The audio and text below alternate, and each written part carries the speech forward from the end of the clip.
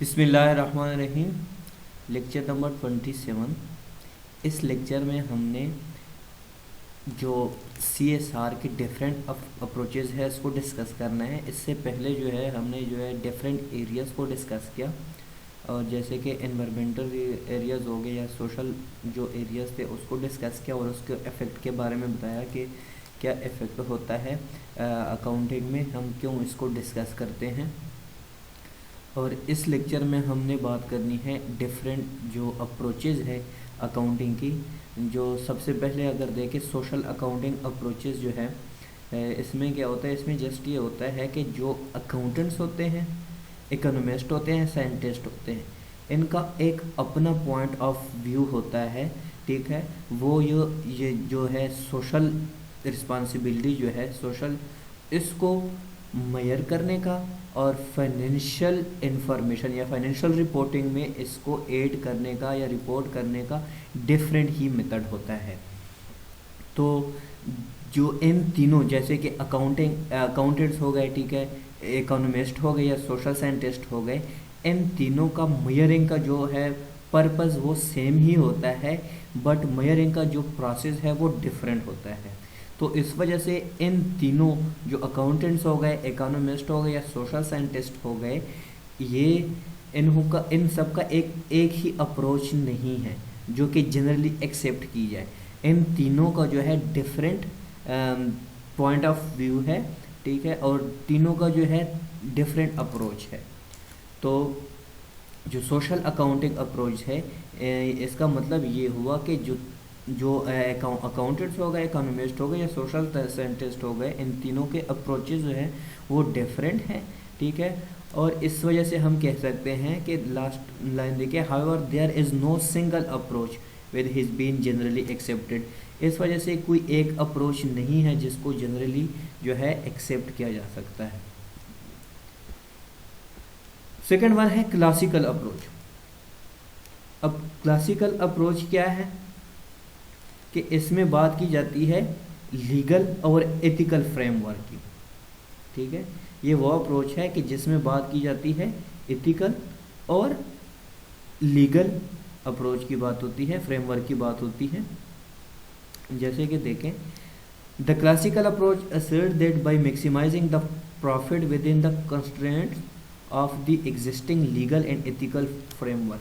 देखिए, अगर किसी भी बिजनेस को, किसी भी एंटिटी को अपना प्रॉफिट मैक्सिमाइज करना है, तो उनको जो है इलीगल या अनइथिकल जो है कोई एक्टिविटी नहीं करनी चाहिए।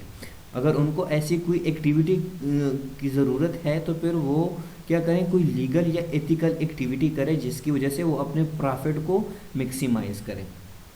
Business corporation are acting in the best interest of the society at large, क्योंकि बिजनेस जो कॉरपोरेशन होता है, इनका एक ये रोल भी होता है कि ये सोसाइटी के लिए काम करते हैं, ठीक है, एक नेशन के लिए काम करते हैं। जो भी बिजनेस या एंटिटीज़ होती हैं, तो इनके लिए ज़रूरी है, ये मस्ट है कि वो लीगल और इथिकल जो है प्रोसेस से गुजर के अपने प्रॉफिट को मैक्सिमाइज करें। देखिए, यहाँ पे मेंटल फ्रेडमैन 1961 में जो है एडवोकेटेड, इनका जो यहाँ पे कोट किया गया है, ठीक है, उन्होंने ये बयान दिया है, ये एक्सप्लेन किया है, there is one and only one social responsibility of business to use its resources and engage in activities design to increase in profit. एक जो है सोशल रिस्पॉन्सिबिलिटी ये है बिजनेस की कि वो अपने ही रिसोर्सेज को यूज़ करें, ठीक है, लीगल एक्टिविटीज़ को यूज़ करें और अपने प्रॉफिट को इंक्रीज करें, और as long as it stays within the rules of the game, which is to stay engaged in open and free competition without deception or fraud। अगर वो इसी तरह कंपटीशन में रहे, ठीक है, और जो लीगल और एथिकल जो प्रोसेस है, एक्टिविटीज़ है, वो करते रहें, ठीक है, तो वो क्या होंगे, उनका जो प्रॉफिट भी मैक्सिमाइज होगा, तो फिर और जो किसी की हर किस्म के फ्रॉड से भी वो क्या होंगे, बच जाएंगे। However, in the changing environment and social parameters, this approach is no more acceptable।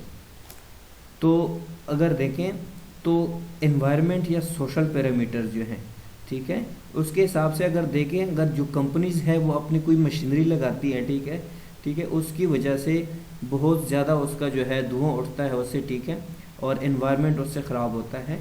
तो इसका मतलब ये नहीं, ये लीगल तो है, लेकिन साथ साथ में इसको क्या करना चाहिए, जो सोसाइटी और एनवायरनमेंट का भी ख्याल रखना चाहिए। उसके बाद है डिस्क्रिप्टिव अप्रोचेज। डिस्क्रिप्टिव अप्रोच है, this is the simplest and traditional method of reporting social information. ये बहुत इजी है और ट्रेडिशनल मेथड भी है कि सोशल इंफॉर्मेशन को कैसे रिपोर्ट करते हैं।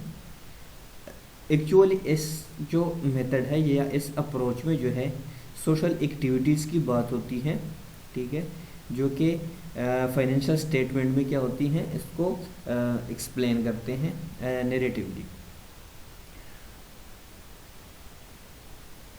अब देखिए यहाँ पे according to this method the social activities of business corporations are presented along with the financial statement in narrative form. कि कॉरपोरेशन में जो है सोशल एक्टिविटीज़ जितनी भी की जाती है इस मेथड के अकॉर्डिंग वो क्या होती है, उसको नैरेटिवली वो क्या करते हैं, फाइनेंशियल स्टेटमेंट में क्या करते हैं, प्रेजेंट करते हैं, और कोई क्वांटिटेटिवली उसकी वैल्यू नहीं होती। सेकंड पॉइंट है, usually only positive social aspect of a firm are presented in a non quantifiable firm. लेकिन अगर उस ऑर्गेनाइजेशन की, उस एंटिटी की अगर पॉजिटिव जो है एस्पेक्ट हो तो उसको सिर्फ जो है फाइनेंशियल स्टेटमेंट में रिपोर्ट करते हैं। मतलब अगर नेगेटिव एस्पेक्ट हैं तो उसको रिपोर्ट नहीं करते, इलीगल और अनइथिकल को रिपोर्ट नहीं करते। जो लीगल हो और इथिकल हो इस टाइप के एस्पेक्ट जो है सोशल एस्पेक्ट, उनको जो है नॉन क्वांटिटेटिव फॉर्म में उसको प्रेजेंट करते हैं। तो इसका मतलब ये हुआ कि जो सोशल इम्पैक्ट है इस मेथड के अंदर सोशल इम्पैक्ट को मेजर नहीं किया जाता, क्योंकि नॉन क्वांटिटेटिव है, उसकी कोई वैल्यू नहीं होती। इस वजह से इस मेथड को जो है सोशल एक्टिविटीज़ में जो है नहीं मेजर किया जाता। अब हम जो है नेक्स्ट वन है हमारे पास इंटीग्रल वेलफेयर थ्योरेटिकल अप्रोच। अच्छा ये इस रिपोर्ट में अगर देखें, this approach advocates the preparation of a social report comprising social benefit and social cost. इसमें देखिए सोशल कास्ट है और सोशल बेनिफिट्स हैं, ठीक है, तो वो इसके अंदर आती है। कौन कौन सी है, लेट्स सपोज सोशल कास्ट की अगर बात करें, प्रोड्यूसर सरप्लस फॉर, प्रोड्यूसर का जो सरप्लस है वो किस लिए होता है, किस वजह से होता है, सबसे पहले है लेबर परफॉर्मेंस से। अगर लेबर की परफॉर्मेंस अच्छी हो, ठीक है, तो उसकी वजह से जो है प्रोड्यूसर जो है उनको सरप्लस होगा। सेकेंड वन क्या है, फिक्स्ड एसेट्स। अगर उनकी जो फिक्स्ड एसेट हैं, ठीक है, अपने ही हैं और मतलब कोई रेंट वगैरह पे नहीं है, पहली बात तो ये है, ठीक है, तो उस फिक्स्ड एसेट से भी जो वो कमाते हैं, जो अर्न करते हैं, वो भी जो है प्रोड्यूसर सरप्लस में आता है। सेकंड वन मटेरियल है, कैपिटल है, एंटरप्रेन्योरल परफॉर्मेंस है और परफॉर्मेंस पेड इन एडवांस। ये वो सरप्लस है प्रोड्यूसर की, ठीक है, जिसकी वजह से क्या होती है, जिसमें सोशल कास्ट और सोशल बेनिफिट इन्वेस्टर, ये वो कास्ट है, ये सारी कौन सी कास्ट है, ये सोशल कास्ट में आती है। अब जो सेकंड जो है इसमें क्या है, value of negative external effects on, जैसे देखें नेगेटिव एक्सटर्नल इफेक्ट्स कौन कौन से हैं, एम्प्लॉइज, पॉपुलेशन, कंपनीज, मतलब ये वो अदर कंपनीज की बात हो रही है, और पब्लिक एंटिटीज़। इसकी जो है ये भी सोशल कास्ट में आ जाती है, जो कि एक्सटर्नली होते हैं। तो इन दोनों को प्लस करके टोटल क्या आ जाती है, नेट सोशल बेनिफिट। नेट ये जो नंबर वन से इनमें से जो है सेकेंड वन को माइनस करते हैं, तो फिर हमारे पास आ जाता है नेट सोशल बेनिफिट्स। इसी तरह अगर सोशल बेनिफिट की बात करें, जैसे प्रोडक्ट, इसमें डिफरेंट प्रोडक्ट्स होते हैं, ठीक है, यहाँ पे जैसे कि एग्जांपल दिए गया है, product A, product B, product C और प्रोडक्ट डी, कोई भी प्रोडक्ट हो सकते हैं। देखिए value of positive external effects on, इनको जो है पॉजिटिव इफेक्ट होता है, जैसे एम्प्लॉय की कॉस्ट होती है, ठीक है, पॉपुलेशंस, कंपनीज, पब्लिक एंटिटीज़, ठीक है। इसमें से जो मतलब यहाँ पे अगर प्रोडक्ट्स की वैल्यू लिखें, ठीक है, तो इसमें से ये माइनस कर दे तो हमारे पास नेट सोशल कास्ट आ जाती है। मतलब जो इसमें से हम फाइंड करेंगे वो हमारे पास आ जाती है नेट सोशल कास्ट, और इसमें जो हम फाइंड करेंगे इसमें से माइनस करके वो हमारे पास आ जाती है नेट सोशल बेनिफिट्स। अब डिस्कस करते हैं प्रोग्राम मैनेजमेंट अप्रोच। जब प्रोग्राम की बात की जाती है तो इसमें जो है डिफरेंट स्टेप्स बनाए जाते हैं, ठीक है। ये सबसे पहले इसको रीड करते हैं। According to this approach whenever any enterprise has some social objective to achieve, मतलब कोई भी सोशल ऑब्जेक्टिव अगर अचीव करना है किसी भी एंटरप्राइज को, किसी भी ऑर्गेनाइजेशन को, ठीक है, तो उसको अचीव करने के लिए उनके सबसे पहले डिफिनेट प्रोग्राम्स होते हैं और प्लान बनाते हैं उस ऑब्जेक्टिव को अचीव करने के लिए, ठीक है। और फिर अगर वो अचीव हो जाता है तो उसको फीडबैक भी देते हैं और जो है उसको फ्यूचर में भी यूज़ करते हैं, ठीक है। It has some definite social programme and plan to achieve the objective, और वो जो प्लान करते हैं, प्रोग्राम बनाते हैं, ठीक है, उसको उसके हिसाब से चलते हैं, फिर क्या करते हैं अपने गोल को, जो ऑब्जेक्टिव होता है उसको अचीव करते हैं। And how the feedback and control has been exercise should be disclose. देखिए अगर यहाँ पे बात की जाती है सोशल ऑब्जेक्टिव है, ठीक है, कोई भी ऑब्जेक्टिव सेट किया हुआ है, ठीक है, गोल सेट किया हुआ है, तो उसके लिए क्या करते हैं सोशल प्लान्स एंड प्रोग्राम, उसके लिए प्लानिंग करते हैं, फिर उस प्लान जो बनाते हैं, प्रोग्राम बनाते हैं, उसको एग्जीक्यूट करते हैं, एग्जीक्यूट करने के बाद फीडबैक देते हैं। अगर ये जो प्लान है ये सक्सेस हो जाता है तो फ्यूचर में भी इसको यूज़ करते हैं। अगर सक्सेस नहीं होता फीडबैक में, मतलब नेगेटिव फीडबैक हो, तो उसको दोबारा यूज़ नहीं करते। इसके बाद अब हम बात करते हैं पिक्टोरियल अप्रोच। पिक्टोरियल अप्रोच में देखिए under this approach photographs of health care centre, schools and hospital run by the company are presented in annual report. इसमें ये होता है कि कोई भी मतलब सोशल वर्कर हैं, सोशल जो वेलफेयर फंड हो गए, उसके थ्रू स्कूल्स जो है स्कूल ओपन करते हैं या हेल्थ केयर सेंटर ओपन करते हैं या हॉस्पिटल वगैरह, जो कि उस कंपनी को प्रेजेंट करती है और उसको फिर एनुअल रिपोर्ट में मतलब फाइनेंशियल रिपोर्ट में ऐड करते हैं अपनी इमेज को बेटर बनाने के लिए। ताकि ये सब होता है पोजीशनिंग के लिए कि कस्टमर परसेप्शन को वो क्या करें, कस्टमर परसेप्शन को अच्छा बनाएं, ठीक है, और अपने प्रॉफिट को मैक्सिमाइज करें।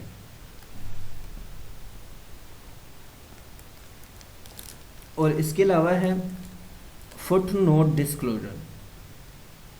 फुट नोट डिस्क्लोजर में देखिए it consist of quantitative measurement on the social involvement of firms. इसमें क्वांटिटेटिव मेजरमेंट होती है फुट नोट में, ठीक है। और देखिए जब हम क्वांटिटेटिव मेजरमेंट की बात करेंगे तो इसका मतलब ये है कि ये इसको हम फाइनेंशियल रिपोर्ट में ऐड करेंगे, इंक्लूड करेंगे। अगर क्वालिटेटिव हो, ठीक है, क्वालिटेटिव हो तो फिर उसको हम फाइनेंशियल रिपोर्ट में ऐड नहीं करते। जो क्वांटिटेटिव हो मतलब कोई क्वांटिटी हो, कोई नंबर्स गिवन हो जिसको हम न्यूमेरिकल फॉर्म में लिख सकते हो, तो फिर हम उसको क्या करते हैं फाइनेंशियल रिपोर्ट में ऐड करते हैं उसकी value. This is to be included as an additional footnote in the financial statement section of the annual report, ठीक है। ये क्या होता है एडिशनल होता है और इसको एडिशनल फुटनोट होता है और इसको फाइनेंशियल स्टेटमेंट में क्या करते हैं इंक्लूड करते हैं जब एनुअल रिपोर्ट बनाते हैं, ठीक है। और अब बात करते हैं the prominent objectives of social accounting are is follow. जो सोशल अकाउंटिंग है, ठीक है, उसकी ऑब्जेक्टिव्स कौन कौन से हैं, ठीक है, 4 ऑब्जेक्टिव हैं, उसको डिस्कस करते हैं। फर्स्ट वन क्या है, to identify and measure the net contribution of an individual firm towards the society.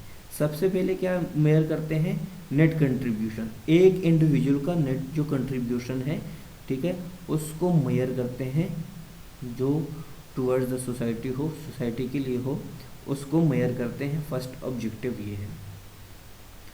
Second objective है to determine whether an individual firm strategies and practices are consistent with the widely share social priorities, कि जो individual है या firm की जो strategies हैं, ठीक है, क्या वो उस सोसाइटी के लिए लॉन्ग टर्म के लिए है और कंसिस्टेंट है या नहीं है, और जो स्ट्रेटजीज हैं क्या वो बेनिफिशियल है सोसाइटी के लिए या नहीं है। थर्ड वन क्या है, to make available relevant information about firm's गोल।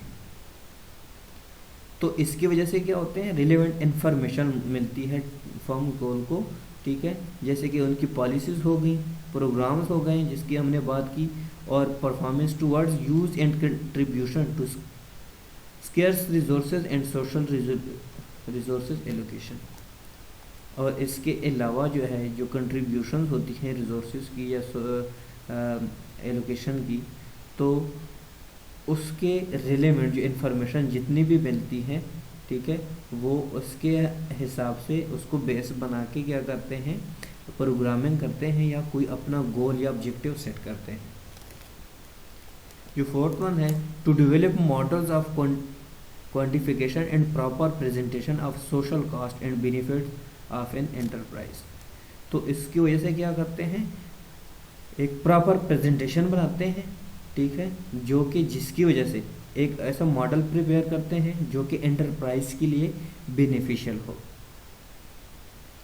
और जो लास्ट वन है to meet information needs of consumer and society, और ऐसी रिलेवेंट इंफॉर्मेशन बनाते हैं जो कि कंज्यूमर को नीड होती है या फिर सोसाइटी को नीड होती है, उस ऑर्गेनाइजेशन से जिस एंटिटी की हम बात करते हैं उस एंटिटी से रिलेटेड हो, ठीक है, और कंज्यूमर और सोसाइटी के लिए वो फेयर इंफॉर्मेशन होनी चाहिए।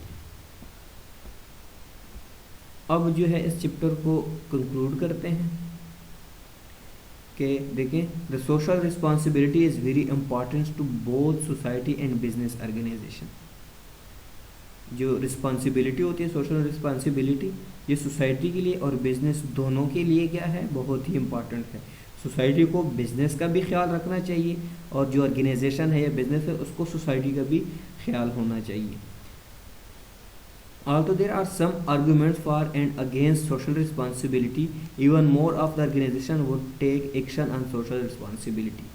Many of advantages being social responsibility was created. Some of that was already discussed on previous पे जो हमने मतलब पीछे जो हमने डिस्कस कर लिया है उसकी बात हो रही है। देखिए, believe that the best interest of business organisation is social responsibility.